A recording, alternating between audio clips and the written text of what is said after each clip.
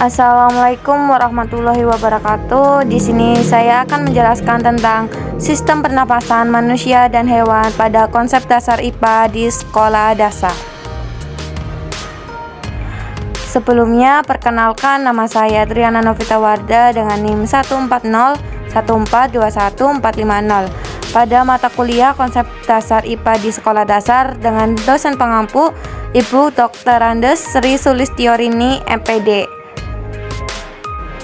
Yang pertama, kita akan membahas tentang pengertian sistem pernapasan. Sistem pernapasan atau yang biasa disebut dengan respirasi merupakan sistem organ yang digunakan untuk pertukaran gas. Sistem pernapasan menjadi saluran yang digunakan untuk membawa udara ke dalam paru-paru di mana terjadi pertukaran gas. Diafragma menarik udara masuk dan mengeluarkannya. Selanjutnya, sistem pernapasan manusia. Sistem respirasi atau sistem pernafasan mencakup semua proses pertukaran gas yang terjadi antara atmosfer melalui rongga hidung, faring, laring, trakea, bronkus, paru-paru, alveolus, dan sel-sel melalui dinding kapiler darah. Respirasi terdiri dari dua. Respirasi eksterna adalah pertukaran O2 dan CO2 antara alveolus paru-paru dengan darah kapiler di sekitar alveolus. Respirasi interna adalah pertukaran O2 dan CO2 antara darah di kapiler tubuh dengan sel-sel jaringan tubuh. Nah, pada organ sistem pernafasan manusia yang pertama ada hidung. Hidung memiliki struktur berongga yang disebut dengan rongga hidung atau cavum nasalis. Hidung memiliki rambut pendek dan tebal untuk menyaring udara dan menangkap kotoran yang masuk bersamaan dengan udara. Yang kedua ada faring. Faring yakni adalah persimpangan antara saluran pernafasan. Dalam hal ini, tenggorokan dan saluran pencernaan atau kerongkongan yang berfungsi meneruskan udara yang masuk menuju pangkal tenggorokan. Yang ketiga, laring. Laring merupakan daerah pangkal tenggorokan. Adapun fungsinya adalah sebagai tempat melekatnya selaput atau pita suara. Yang keempat ada trakea. Trakea terletak di depan kerongkongan dan tersusun atas tulang-tulang rawan yang berbentuk seperti cincin. Dinding bagian dalam trakea dilapisi oleh jaringan epitel berambut atau bersilia yang fungsinya untuk menahan dan mengeluarkan kotoran yang terbawa oleh udara.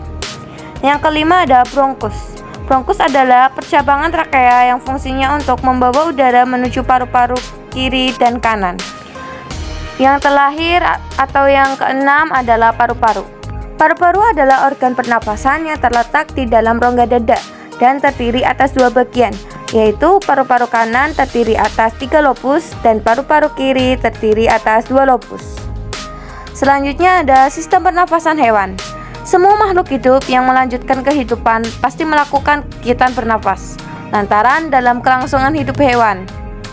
Bernafas merupakan proses yang sangat penting. Sistem pernapasan pada hewan secara umum memiliki inti yang sama, yaitu suatu proses pemasukan oksigen ke dalam tubuh sehingga menghasilkan karbon oksida, energi, dan uap air. Cara bernafas pada setiap hewan tentunya berbeda.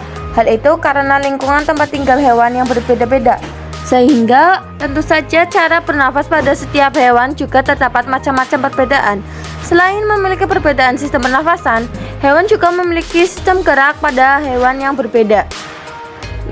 Nah, ini ada alat dan sistem pernafasan pada hewan. Yang pertama pada cacing atau vermes. Cacing tidak mempunyai alat pernafasan khusus. Cacing bernafas melalui permukaan kulit. Kulit cacing selalu basah dan berlendir untuk memudahkan penyerapan oksigen dari udara. Oleh karena itu, cacing menyukai tempat lembab untuk menjaga supaya kulit tubuhnya selalu bersih dan berlendir. Di bawah permukaan kulit cacing yang tipis terdapat pembuluh darah.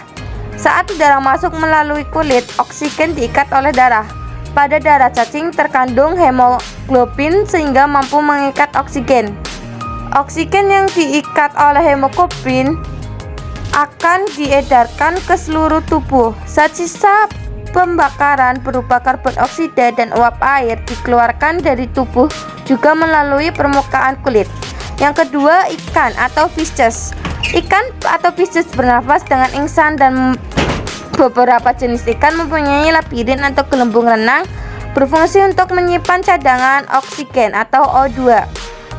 Inspirasi atau O2 dari air masuk ke dalam insang, kapiler darah, jaring-jaring yang memudahkan. Ekspirasi, CO2 dibawa darah dari jaringan ke insang lalu keluar tubuh. Yang ketiga, hewan amfibi. Pada katak, oksigen berdifusi lewat selaput rongga mulut, kulit, dan paru-paru. Kecuali pada fase berutuh bernafas dengan insang karena hidupnya di air. O2 yang masuk lewat kulit, lalu ke vena kulit atau vena cutanea, lalu ke jantung dan disebarkan ke seluruh tubuh.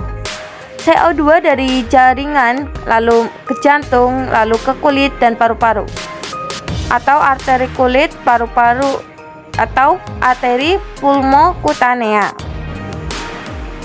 Yang keempat, reptil. Hewan yang termasuk jenis reptil diantaranya ialah ular, kadal, cicak, buaya, dan biawak.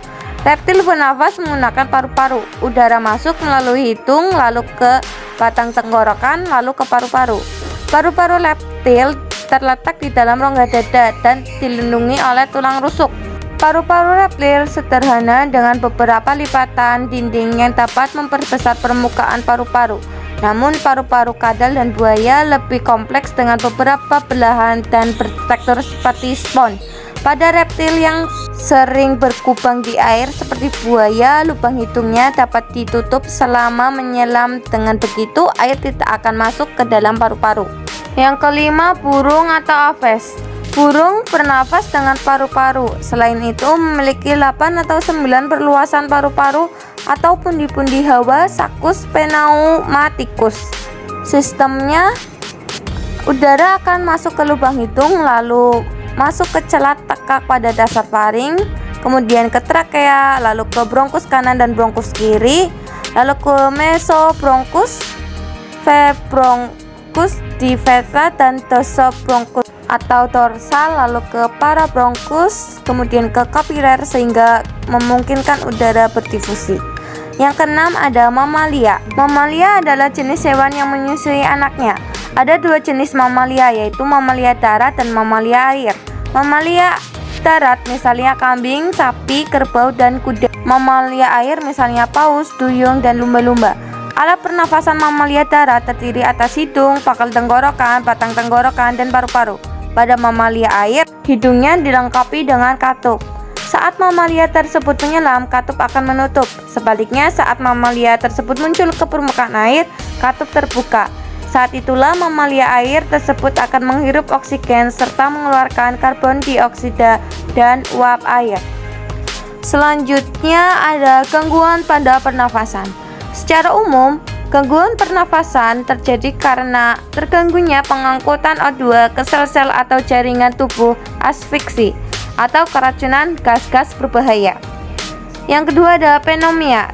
Terisinya alveolus dengan cairan limfa karena infeksi Staphylococcus pneumoniae atau pneumococcus. Yang ketiga, polip amandel dan adenoid. Disebabkan karena penyumbatan saluran pernafasan oleh kelenjar limfa. Yang keempat ada radang. Peradangan pada rongga hidung bagian atas atau yang dinamakan sinusitis, peradangan pada bronkus bronkitis, serta radang pada pleura atau pleuritis. Yang kelima ada TBC atau kerusakan pada paru-paru akibat terinfeksi Mycobacterium tuberculosis. Dan ini daftar pustakanya. Sekian penjelasan dari saya mengenai sistem pernafasan hewan dan manusia. Kurang lebihnya mohon dimaafkan karena saya juga masih belajar. Wassalamualaikum warahmatullahi wabarakatuh.